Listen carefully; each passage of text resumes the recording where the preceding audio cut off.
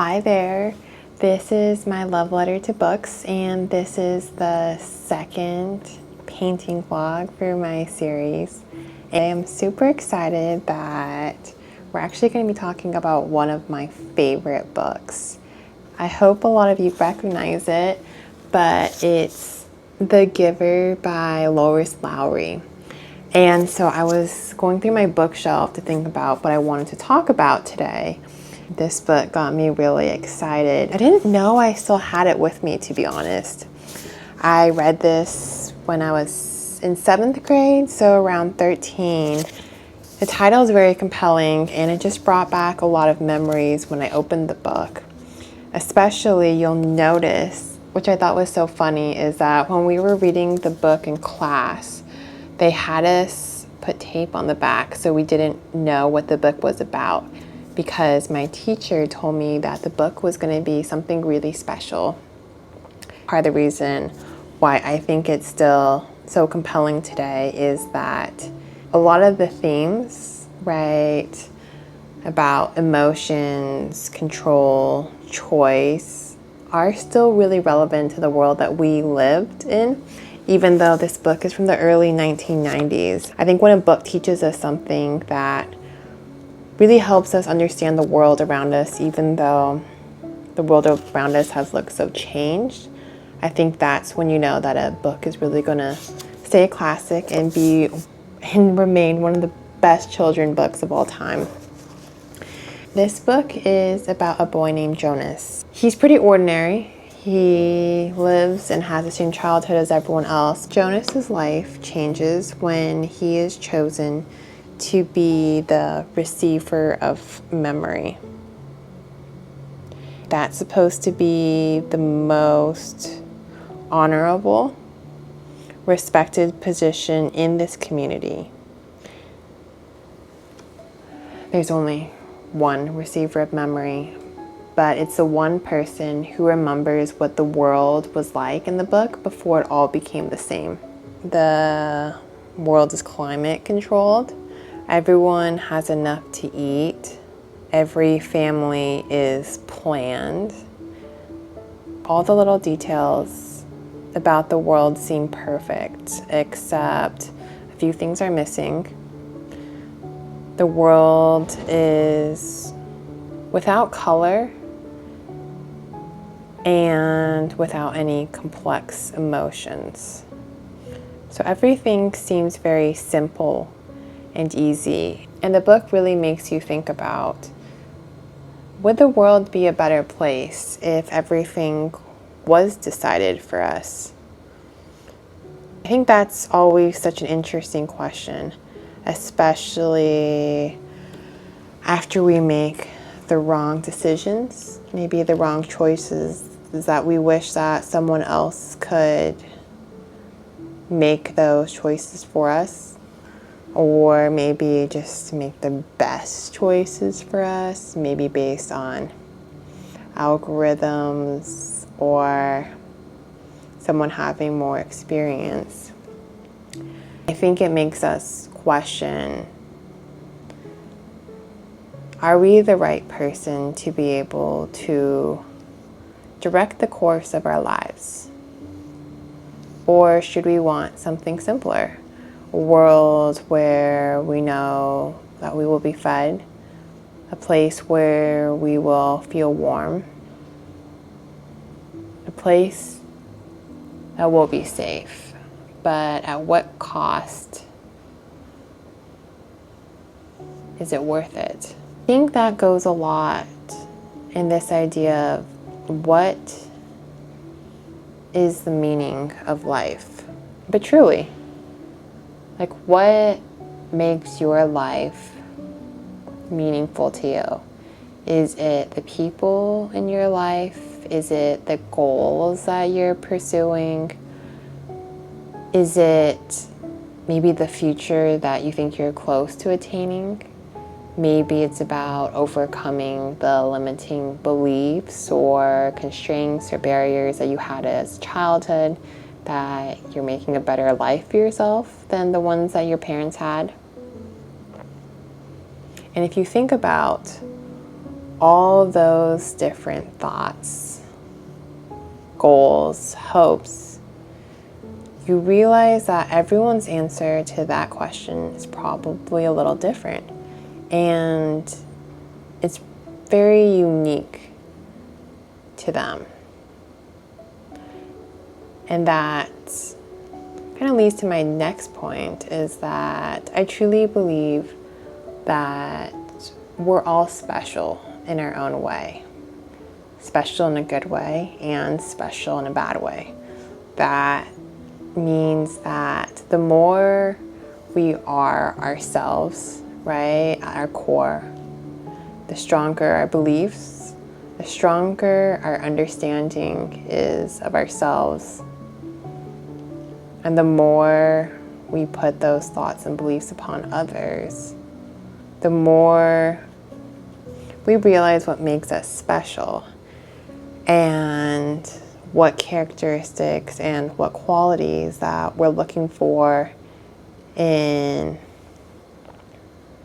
our community in order for us to build our own communities of other people just like us. And I think that's a really beautiful thing, because I believe that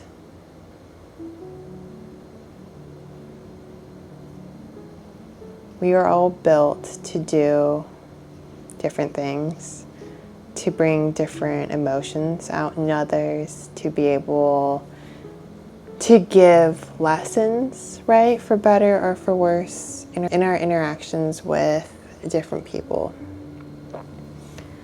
And if we are all the same in society, we won't be able to blossom. We won't be able to grow. And even if the society is safe and stable now, what makes us special is what makes us stronger as a community in a whole. And those are the type of questions that the book really makes you think about. I think it really makes you value and think about your own individuality.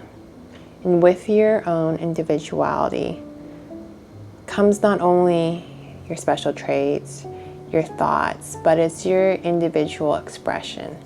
I believe that the way that we express ourselves on a daily basis is how we react, for better or for worse, in our emotions and dealings with others. And sometimes it doesn't always feel like a good thing. Getting angry, getting impatient leads me to say the wrong things, to not say anything at all. And that has gotten me in some troubled situations more than once, and currently to this very day. And I often wish that my emotions and my thoughts were a little simpler, a lot more controlled, a little less disruptive.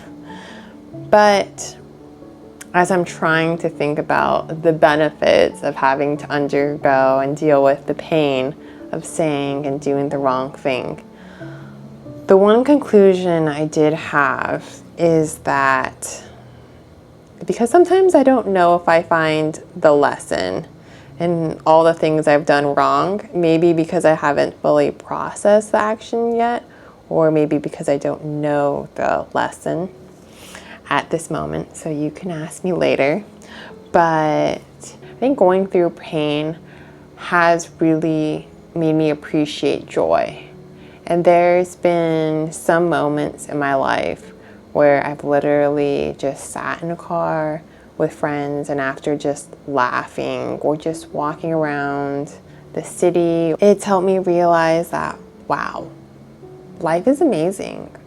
Life could be truly amazing and so surprising and so magnificent in that moment, especially when you least expect it.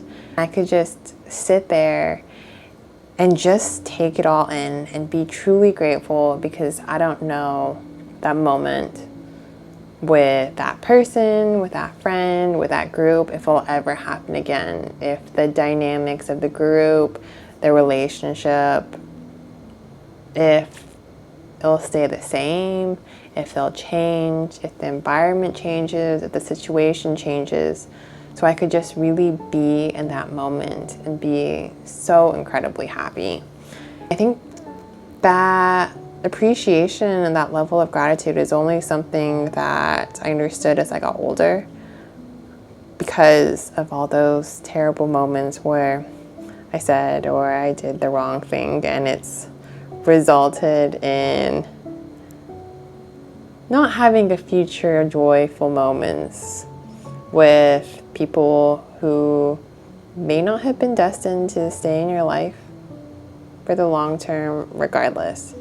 The Giver talks about this idea that in order to control emotions, to make emotions practical, you can create rituals to use precise, not very emotional words to explain how you feel about someone. We have these ritualized dinners where everyone asks how their day was, what they were feeling, and everyone gives a solution to that emotion. That if they feel sad, oh, I'm sorry you feel sad, but here's what you could do about it. And that sounds lovely. I do think that a lot of the empathy advice that we learn about today, scrolling through YouTube, is to be able to listen and then hit someone at the right moment with the best advice ever. But in my experiences,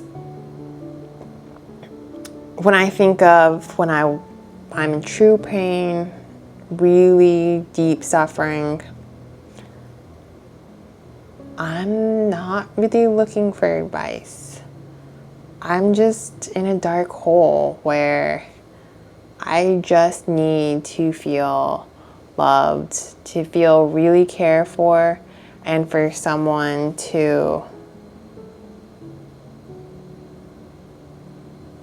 just tell me that it's okay to be sad, that it's okay to release your emotions, it's okay to be weak, to be vulnerable, to be in a dark place, and to know that someone's willing to sit with you in a really dark place and share your burden, even for 5 minutes. Those are the moments that I distinctly remember as being emotionally cared for, right? And that did help with the healing process for some of the darkest times in my life. Another feeling that is a little cheesy, but the book talks about how you shouldn't say I love you to someone, because love is not a precise emotion.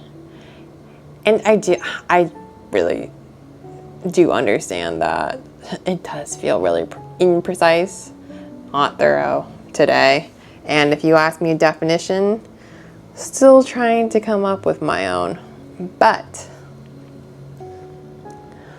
even if it's hard to define what it means for each individual person, I think we could still feel it from others. One of the memories that Jonah gets from the Giver, as he learns to be a receiver of memory, is this memory of a child celebrating Christmas with their parents and grandparents. This moment really struck Jonah because in this community there were no grandparents, but having felt what a grandparent's love and presence were from the memory, Jonas felt love that the grandparents gave the child.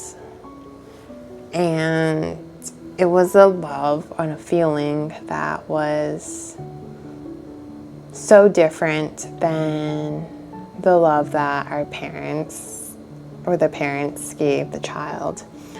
And that thought really struck me. It's something that is a little more relevant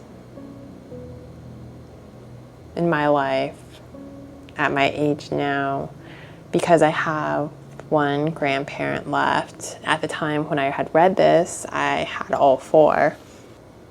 I didn't understand at the time, until very recently, what makes grandparents different than parents. And my grandparents loved me for breathing. They loved me for being alive. That's something that I noticed when I was with my grandma, and she is 94 now. Visiting her, all I did was try to sit there and talk to her and read a book to her. That made her extraordinarily happy, just knowing that I was sitting there with her, breathing. I knew that she deeply cared about me, and that she might not have a lot of words to say, but that unwavering feeling and the steadiness. She will be the last person on earth to care about me that way. That's, I think, one of the toughest parts of growing up, deciding, even though we do these things and say that we hope our future will be brighter, right? And that we could take these excellent actions and have these goals. It is truly sad to me that the people who loved us just for breathing, just for being alive, will not see all of our future. That unconditional, I think, love and acceptance is something that we do get as children when we're young and when we need it the most. But there's a part of me that thinks that, as adults, we might even need it more, because life is complicated. But maybe the point of grandparents is to know that before we had to learn how to tell ourselves that we were enough, somebody already felt we were enough just by breathing. Just tell your grandparent, thank you for giving me exactly what I needed as a child and as an adult.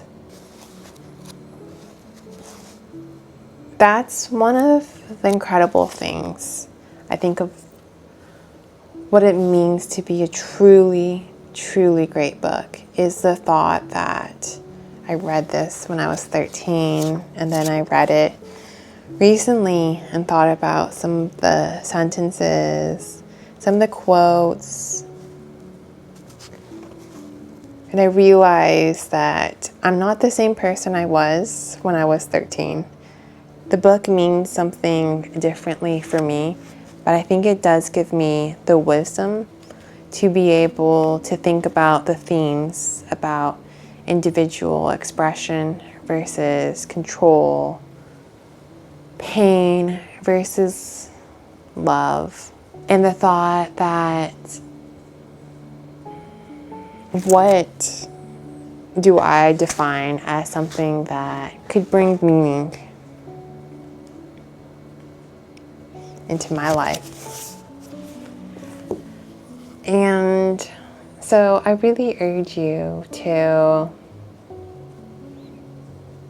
read a childhood book that really meant something to you when you were a child, because I think that you'll find yourself as a kid in the pages, right? Because there's a reason why that book resonated with a younger version of yourself. But I also believe that because you aren't the same person anymore, you'll learn something new from the book. So thank you for painting with me today.